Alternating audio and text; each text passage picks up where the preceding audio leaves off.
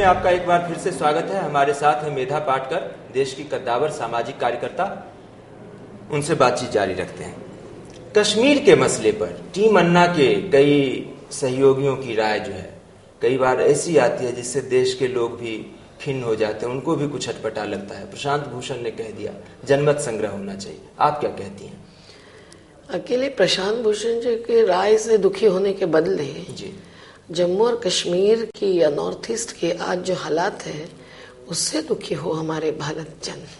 अगर उनको लगता है सही अर्थ में कि कश्मीर हमारा हिस्सा है, तो मैंने जो श्रीनगर में रात देर तक बैठकर विविध बहुत ही कटिबद्ध भारत को मानने वाले, जनतंत्र पर विश्वास रखने वाले, वोटिंग में कश्मीर में सहभागी लोगों को कहते हुए सुना, वो सभी को सुनना जरूरी है।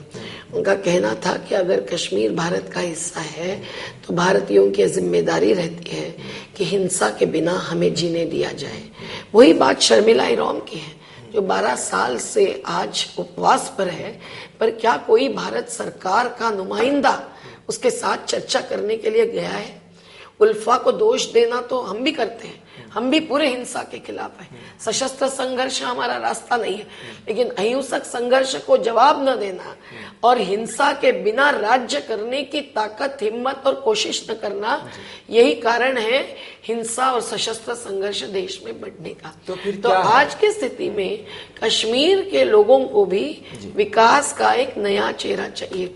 वहां बंदूक के नोक पर कोने कोने पर रस्ते में खड़े हुए पुलिसों के आधार पर 1958 से या 1990 से इस पूरे भारत के उत्तर पट्टी में जो राज्य चल रहा है, लेकिन बंदूक के बल पर जो पुलिस खड़ी है, जो सेना खड़ी है, वो क्यों खड़ी है? आखिर वहां पर सीमा पार से इतनी हिंसा हो रही है, एक धर्म के नाम पर एक जिहाद की बात की जाती है, बेकसूर लोगों को मारा जाता है, देश के अलग अलग हिस्सों में बम फोड़े जाते हैं, तभी तो ये नौबत आई है।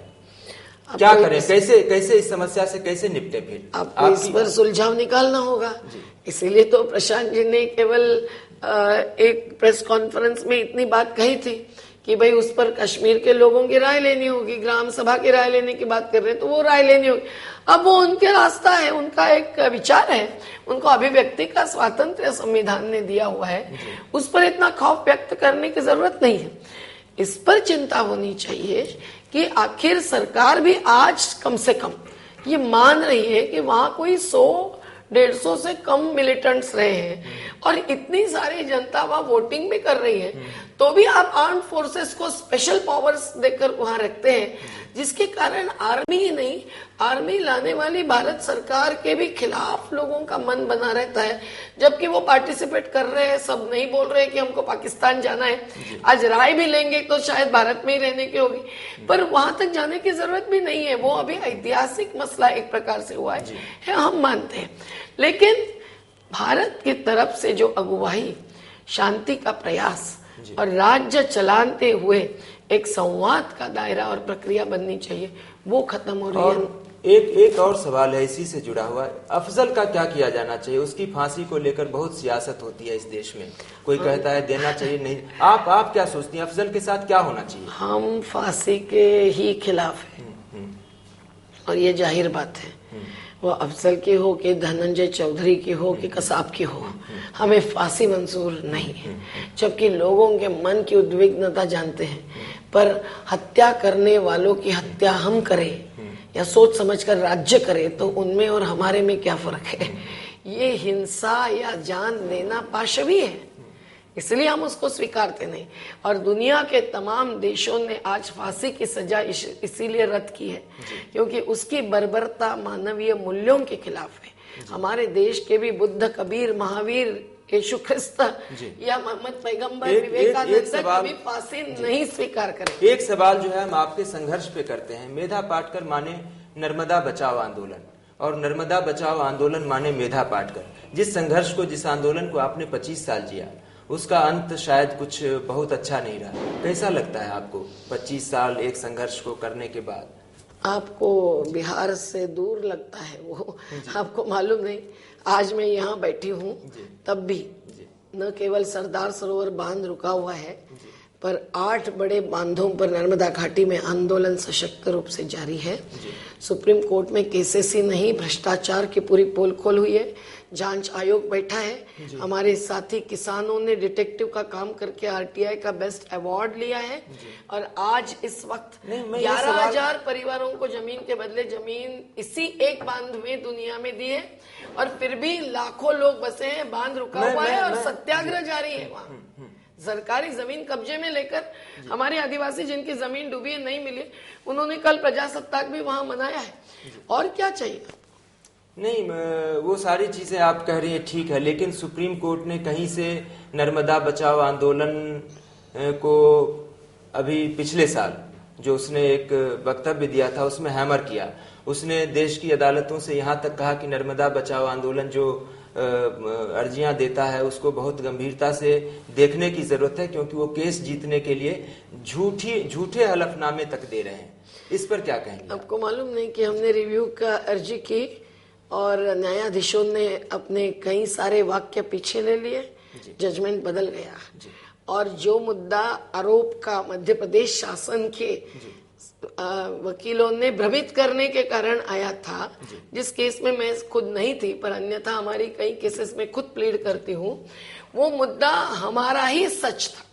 कई बार ये होता है, न्यायपालिका को भ्रमित किया जाता है गलत जानकारी। मेधा जी, अब वो चंद सवाल जिनका जवाब आपको सिर्फ हाँ या नहीं में देना है, क्योंकि आप जानती हैं कि कुछ सवाल ऐसे होते हैं जिनमें बीच का कोई रास्ता नहीं होता।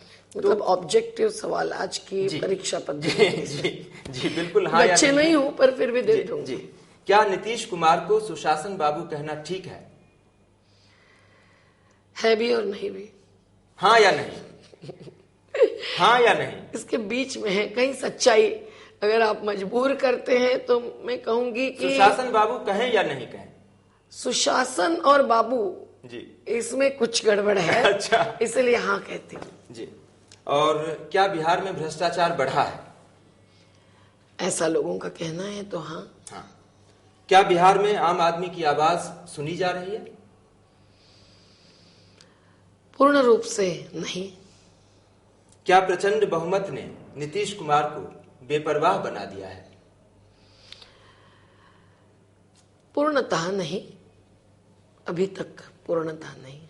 और क्या केंद्र सरकार अंततः भ्रष्टाचार के खिलाफ अन्ना के आंदोलन को कमजोर करने में कामयाब रही? नहीं। क्या टीम अन्ना का चुनाव प्रचार में उतरना ठीक है? उतरे ही नहीं है तो सवाल ही गलत है। कुछ जगहों पर हिसार वगैरह चुनाव प्रसार में पहले उतरे थे, वो गलत था, वो सही नहीं था। क्या बीजेपी के नेतृत्व वाला एनडीए इस देश को एक ईमानदार सरकार दे सकता है अगर कांग्रेस के आप लोग कांग्रेस की मुखालफत करते हैं तो? नहीं। क्या राहुल गांधी प्रधानमंत्री बनने के लायक हैं? जितने अन्य हैं उतने हैं। हाँ हैं। क्या कश्मीर में जनमत संग्रह की मांग का आप समर्थन करती हैं, हाँ या नहीं? अभी ये सवाल मैंने पूछा था, आपने गोलमोल जवाब दिया। कश्मीर में जनमत संग्रह की मांग का आप समर्थन करती हैं? नहीं, आज की जरूरत नहीं है। और क्या नर्मदा बचाओ आंदोलन खत्म हो गया है? बिल्कुल नहीं। चलते चलते एक मिनट में आखिरी जवाब आपका कि आखिर वो कौन सी आग है जिसमें तपकर माटी का ये शरीर मेधा पाटकर बन जाता है? वो कौन सी आग है? आजादी आंदोलन से निकली हुई हमारे पिताजी की देन है एक प्रकार से, पर साथ साथ लोगों के अंदर जो आज भी ऊर्जा है, और वो केवल मनुष्य शक्ति के रूप में नहीं है, तो विचार शक्ति है, एक कटिबद्धता है और समता, सादगी और स्वावलंबन वाली जीवन प्रणाली आज भी जो डटी हुई है, जो देश के आम नागरिकों ने आज भी अपने हाथ में संजोगी है, उसी से मिलती है प्रेरणा भी, ऊर्जा भी। और तो आज बस इतना ही। अगले हफ्ते किसी और हस्ती से हम मुहांमुही बात करेंगे। तब तक इंतजार कीजिए।